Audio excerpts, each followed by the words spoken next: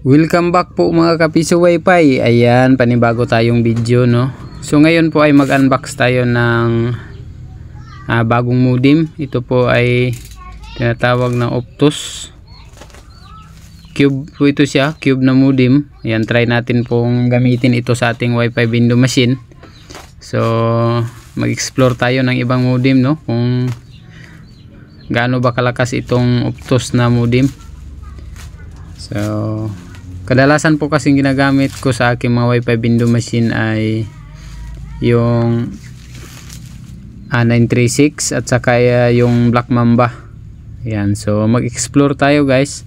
Tingnan natin itong Optus na modem. Ayan. So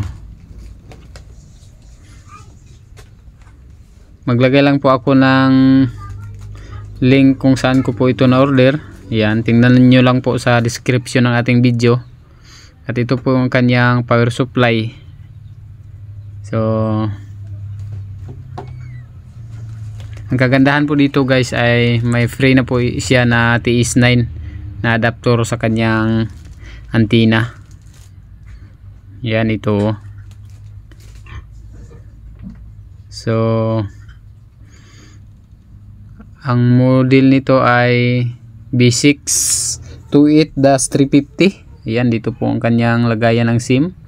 At may kasama pa siyang SIM na Optus na SIM. So hindi natin to gagamitin dahil naka-racket SIM ako dito. So try natin mamaya ang racket SIM dito. Saka speed test tayo guys, kung gaano ba siya kalakas. Alright, so yan. Punta tayo dito sa ating Ookla. Yan. Tingnan natin, no, kanyang download. Ayan guys, so malakas pala itong Optus na modem. Umabot po ang kanyang download ng 65.5 Mbps. Yan, so sobrang lakas, no. Napakaganda po itong gamitin sa ating mga wifi window machine. Ayan, ang kanyang upload ay 30.8. Tingnan nyo lang po sa ating description na ating video guys. Ilagay ko po ang link ng store sa Shopee kung saan ko siya na order. So thank you.